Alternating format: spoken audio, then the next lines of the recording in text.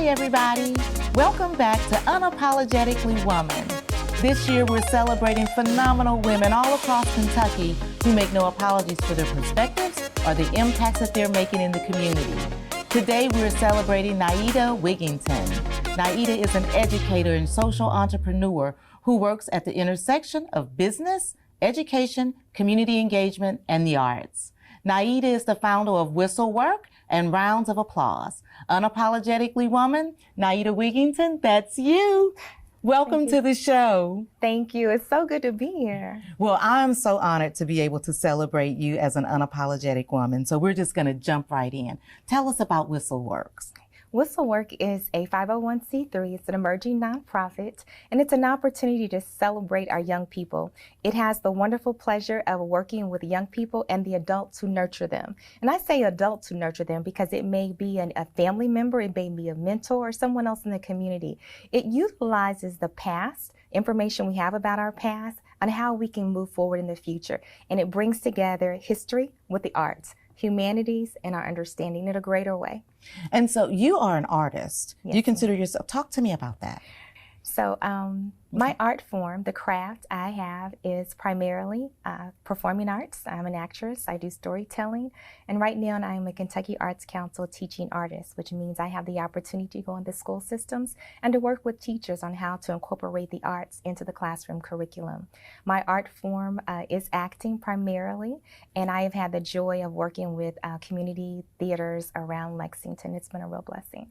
And arts is really a big part of the foundation of who people are in building self-esteem. How does that play into the work that you do? Okay, so Whistle Work wants young people to use art forms. We want to be sure that young people, right now we just started a drumming circle, and it's giving people the opportunity to learn with music, whether it's music, dance, photography. There are so many ways that young people get to express themselves, and adults, and learning that by utilizing our artistic expression, we also end up growing all of our other areas of learning. You know, there is no way that we can look at a building and not think of an artist. When you look at people who are doing medicine, there's art all in that. So we want to be sure that we learn to expose ourselves to the arts, and that is the foundation for the adventuresome. When you are reading a book to a child, you're exposing them to art, and you want to take all those opportunities. And so there has been in Lexington, over the past 12 to 18 months, there's been a rash of violence when it comes to youth. How does your program pull youth in to get them involved in something positive? Wonderful. So, as I mentioned, right now we're doing a drumming circle. In the past, we tell us about that drumming circle. What does that look like? It sounds fun. We are working with the teaching artist and the master drummer, Marcus Wilkerson. So he is coming and he's doing the drumming circle, and he's showing them how to make their own drums. And when he teaches them how to make the drums, he's not just telling them about the drum. He is teaching them the art, the culture around the drum, and the drum's history and its legacy coming from Africa. We're learning about the diaspora. When I go into the schools and I do storytelling, we don't just do Anansi as just the story of the spider. We learn about where Anansi came from and how he worked through the diaspora and how he had the transition from being a spider to being a rabbit to, many believe he's the foundation of Bugs Bunny. So we want to be sure that our young people have context and they understand their value and their worth in the midst of that. It allows them to think about things. So we want to be sure that art is used in such a way to give people hope. One of the first introductions to bringing art to young people I did in the community was with Whistle Works, Aiming for New Heights, the core of Kentucky Central Civil Rights. Aiming for New Heights, the core of Kentucky Civil Rights Movement, and CORE was the Congress on Racial Equality. So we honored them. They had never been honored in Lexington, and we know that they were the warriors, the chargers in helping Lexington to integrate. But when we did that, we also brought in the Great Black Wax Museum in Maryland. So they brought down the wax figures. We brought out the images that the late, great Mr. McCann had taken, and we had those out as well. And they give context for the young people. Also, the late, great Mr. Jerry Gore, taught the young people how to do ham bone. And who would have known that ham bone would be so exciting for them to learn. So having the opportunity to teach them about the Underground Railroad, letting them know about the Congress on Racial Equality. We highlighted Julia Lewis, and now we have the wonderful new location in NOLA is named after her. So it's very exciting to expose young people to history in a way that they can digest it and make it their own. And when they make it their own, we're not asking them to replicate. We're asking them to use that as a foundation for where they want to go. And so having had the opportunity to work at LexArts, as a community arts manager, working with other groups and being sure that we lay a foundation in Kentucky that really does build on our past. Lexington was known as the Athens of the West because we had such great artists here. So if you go back from William Wells Brown, who is the first African-American to be an author of a novel, to our current artists that we have here in the literary genre. So it's just a wonderful place to be, and a wonderful breadth of information to share to propel them to the next place. And so you take a lot of things and you're tying it. You are a master at tying all of these things together. What about some of the social justice work that you've done? Because you make everything a learning moment. There is not a moment that is not a teachable moment in your book. Thank you. I think that is true. We have so much to learn and so much to give and grow, and we have a responsibility to be light. So Whistlework, we do a wonderful light show. We had the artist Kenny Logan, who is a teaching artist. He is a art therapist. He is now in Louisville, but he helped us to make replicas of buildings and places that were historic around the historic West End, that people would come, they say, oh, that might be this, or those colors are Dunbar's colors, or those colors are Douglas's colors. And just understanding that we can show those to young people, and it gives the adults an opportunity to share their experiences while the young people still enjoy. And that was the brainchild of children who attended Once Upon a Time on Georgetown Street. We have gone in and done kindness murals at the elementary schools. We did one at Booker T. Washington Elementary School, where the young people made their own mural based on kindness. And so we hope to continue to do things like that. In terms of social justice, this past summer, we followed our elders again. The elders did a caravan with their cars. They were able to be safe, not be concerned about COVID, but they could be in their cars and show their support for young people who were wanting social justice. So we followed that and just added to it. We said, well, when you come in your car as a senior, as an adult, bring a child with you. And when you bring that child, that youth, that young adult with you, there can be cross-generational conversations to explain, how is this different from what you did in the 60s? How is this different from what my great-great-grandparents did during Reconstruction? What is the difference? What is the time period? But what are the similarities? What are the threads? And how do I help take it to the next point? And I think the most exciting thing was to go home that night and to get a text from a young man who had not been able to participate, but to say, Miss Nieta, I was part of history. I got to be part of this movement too. And that's what we want them to be able to do, to take part, because when you are a part, you claim ownership. And when you claim ownership is 9/10 of it. It is, We need to make sure people don't trespass on our hopes, trespass on our dreams. And, we're the keepers. We're the keepers of our community. I'm from the extended corridor of West End, historic West End. And you graduated from Bryan Station High School, right? I'm a defender. Yes. Forever, yes. Yes, a defender at heart. And our neighborhoods, all neighborhoods, they have problems.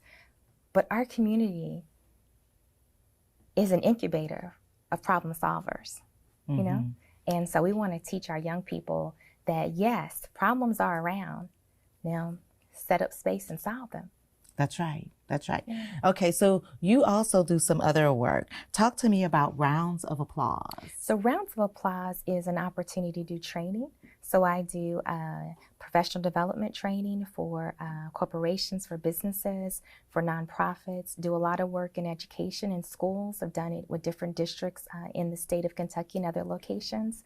Done parent engagement, do a lot of parent engagement work. I think it's also an often overlooked opportunity we have to get adults involved with what's going on. And I think after COVID-19, we all understand that we have an integral part to play. And then because it's very important, I think what you just said, because there is a key difference between parent involvement and parent engagement. Totally different.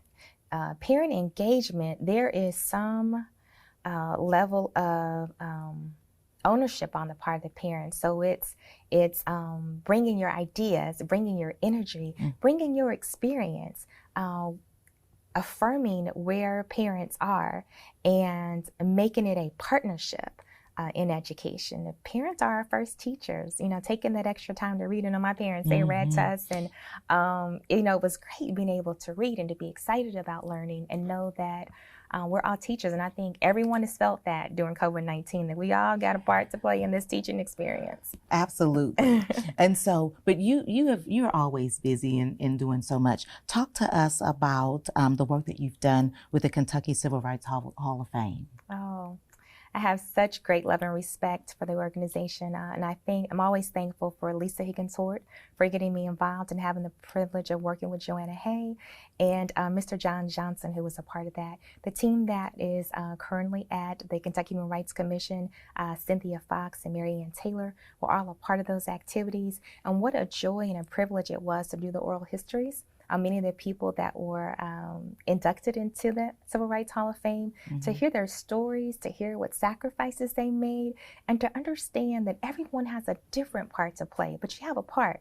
So some people, their part may be going out and passing out the flyers. It may be making the call. Somebody else may be writing the check. But we all have a part to play in making sure that we are a better Kentucky, that we are a better place, that we are better people. We all have a role to be the light. And so we just have to get in where we fit in. That's right. And so for you, Nieta, for you to be, because people will look and think, oh, she just has always been Nieta, and not understand the journey that it took. You just mentioned sacrifice. Who were some of the folks in your life that made sacrifices so that you could be in the place that you are today and the woman that you are today? That is such a great question, and I am thankful for it. So I would say my first sacrifice that I saw and that witnessed with my parents. My parents were very active in our community, but watching my parents as a team, I had the privilege, and I'll call it a privilege, I had the privilege of being a part of my father going back to graduate school. So I remember him being in school working on his master's in social work. I remember my mom going to school to get her degree in physical therapy, and at that time being the first African American to graduate from University of Kentucky's physical therapy department. I remember those struggles. I remember her catching the city bus to do that. I remember, hoping that my dad could make it in time to see me before the game was over, right? I was a cheerleader, so he's doing his job, and he's doing two jobs, right? But he needs to make sure that he can come and see me do that flip across the basketball court. Can you just make it to halftime? But that was important. So those were sacrifices they were making. And one thing that was really critical about being a cheerleader, because I want to say I've held on to that. I don't have the uniform, but I've held on to that. So I remember a football game that when my dad got to the game, and this is when I was in elementary school, we were like sitting down. And he was like, "Why are y'all sitting down?" I'm like, "We're losing." "That's when the cheerleaders are needed." I was like, "Huh?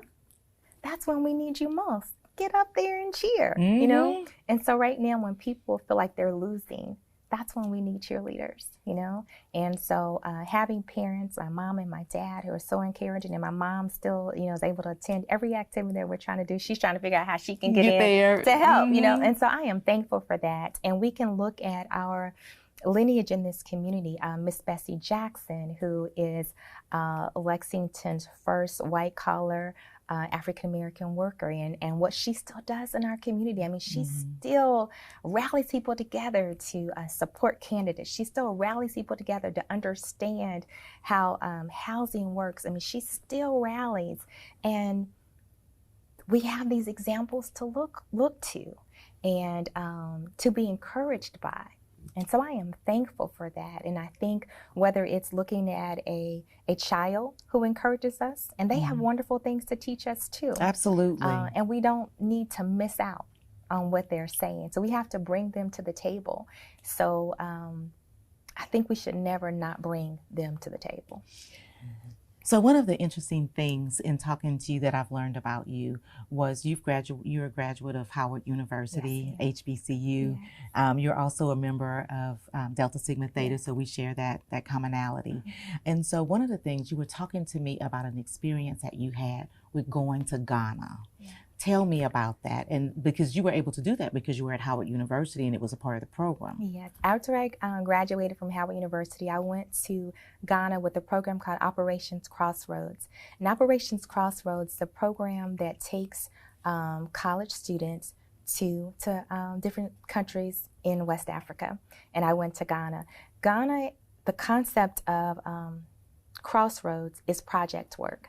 So it's one thing to sit and talk to someone. It's another thing to work on a project with them. You bring to that so much of your culture. I mean, not only did I have the opportunity to learn more about the diaspora, which was important to me as an African-American woman, but I also realized how American I was, you know, and how I had been taught and indoctrinated on how to approach a topic or to approach a project. But going there was wonderful. We had the opportunity to be with a team that was multicultural, having the chance to learn a little bit of the language, a little bit of the food, but just to get there and to be a part of development.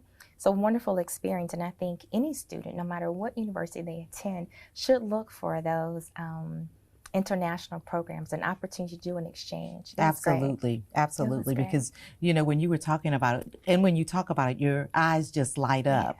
And so it feels like that's something that has stuck with you for a long time. When they train you, they say life-changing, right? So you're getting ready, it's life-changing, life-changing. But then when you get there and you come back, you're like, this really was life-changing. You realize that midway through the trip that I am not who I was when I left. I'm a little bit different there. Yeah. So, Nieta, thank you so much. It has been my pleasure to help celebrate you today and shine a light on some of the work that you're doing. But I'm going to leave you with the last word to girls, young women that might be watching, who's looking at you and thinking, I'd like to do something like that.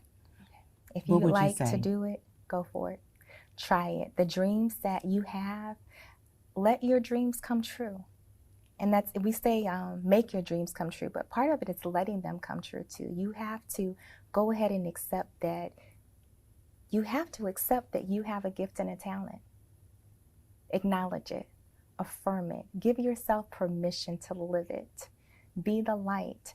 I've had the joy of playing several different characters in the community theaters here, whether it is Ruth and Raising the Sun, or whether it is Rose and Fences. They're very different types of characters, very different types of women. I say that because we are all different types of women, but we're women, and we all have our unique power. Live in it. Thank you. You guys heard it from Nieta Wigginton. Live in your unique power. Continue to join us as we celebrate other women across Kentucky just like Nieta, who is making impacts across our communities. I'll see you next time.